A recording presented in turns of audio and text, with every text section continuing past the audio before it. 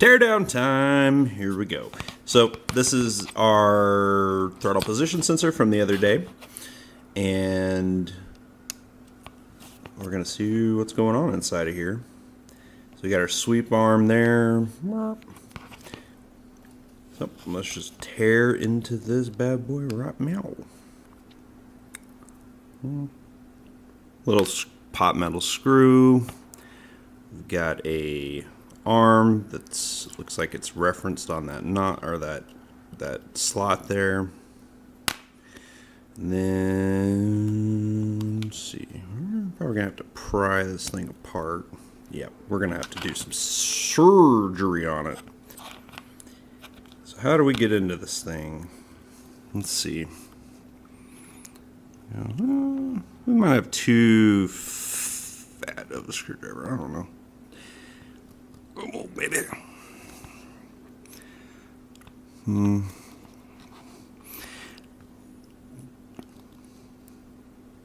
There we go. Now we're getting somewhere. Maybe not.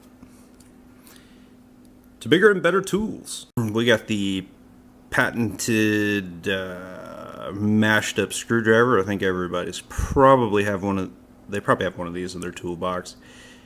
It's just like a cheap piece of shit that comes with most automotive sets. You know, like the ones you get at the dollar store or whatever. But let's see if we can't possibly. Nope, not gonna work either. You know, before this is over, I'm likely gonna stab the ever living shit out of my hand with something. Before I dig into this, my theory is that inside, where the sweeper contacts the resistor stack, there's going to be a range in there that is always going to be used, you know, the most, because most of your driving is probably only done from like here to here, and then you got a lot more room up here. Ooh.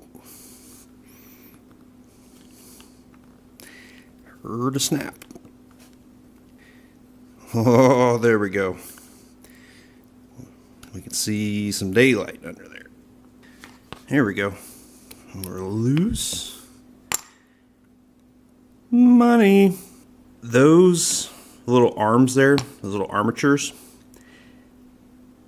that is what does the sweeping. And looks like there's some dielectric grease there. So this is just a through hole. That's what this little, they probably press fit this in there. They got little tits there that they melt over, kind of like they would do a rivet. But those are what reads the resistance. This is a return spring. And there is nothing special about it. It's just a wound spring. It's got some dielectric grease on it or something. These tabs run from the connector on this side, those pins, to the back side. Let's see. Oh, there we go. All right. So there's nothing special about these. It looks like there's a pin in there, and that pin is attached to the barrel connector thing inside of that. Let's rip out this resistive element here. We can get it out without tearing it up. It's probably just kind of held in there by its own tension because it's a circle. Yeah, it's just like a grease of some kind. I don't know what it is. Probably toxic. I'm probably gonna get cancer from it, like everything else. Oh well, you only live once, right? Just pull this little element out. Whoop! There it goes. And there is absolutely nothing else in that thing. So, all right. So here is our little resistive element. Oh. Okay, so it wasn't really what I thought it was. I thought it was like a like a potentiometer that had little fingers in there, and the fingers would be connected or interconnected, and the sweeper would come across and take care of that. But it is not. It is all one piece. So far I'm not seeing much that would cause that stickiness in there. Huh. I mean, maybe it just got bound up or something. But it definitely was sticking. You know, as you saw in the first video, the troubleshooting video, it was definitely sticking. I'm not making that up. So you can see where it wipes a lot on that bottom strip. I don't see much in the way of wear on the other one there. Got 3 different paths. So this one and this one together would make a circuit. Because you got one side there, it goes around, one side there, it goes around this way. And then the middle one is just kind of floating. Maybe we'll hook a lot of electricity up and see how fast it fries. I mean, I don't know what else we can do. So there's got to be a base. Got to be a base or whatever it's calibrated at. So we'll touch the leads here together. Let's see what we got. Oh, that's interesting. Oh, there we go.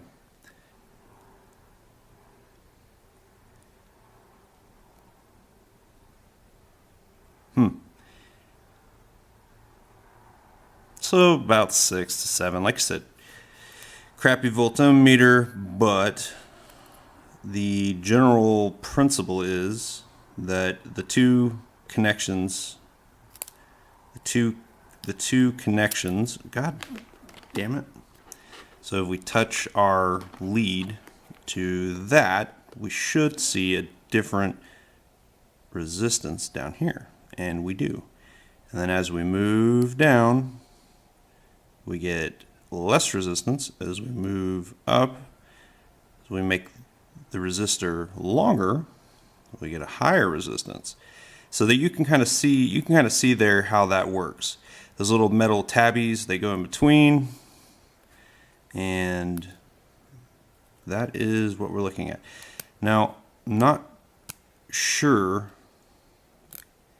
what that is for exactly, because this middle one has it should not have any continuity to the other side of it. So if I touch this one and this one, I should get an open circuit, and I do. And I touch that one.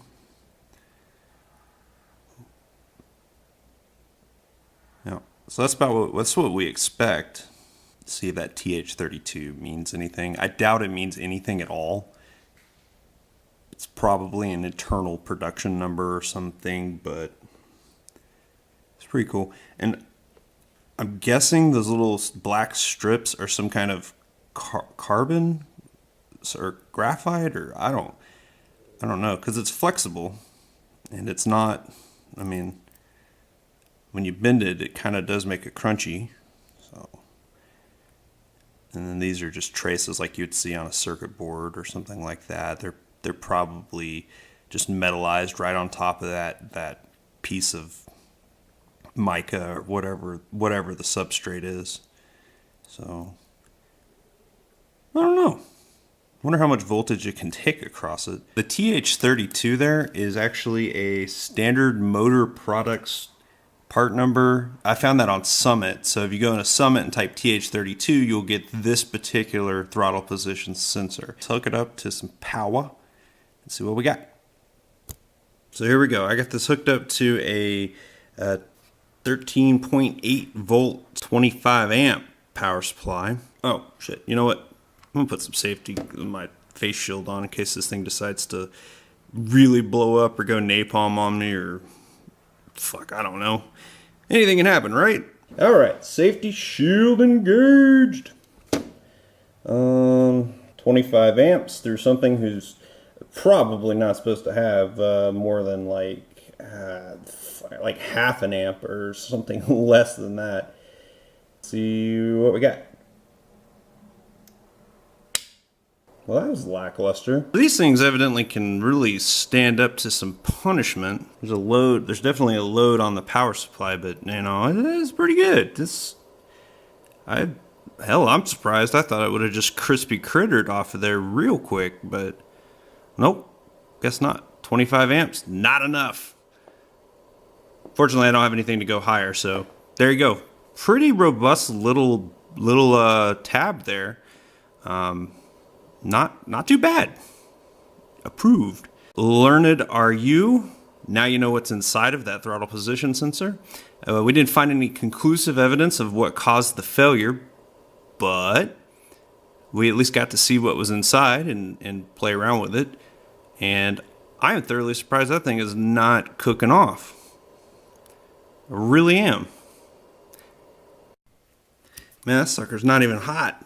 Not even warm. There's nothing. There's nothing. I won't be satisfied until we light something on fire or melt it to the ground.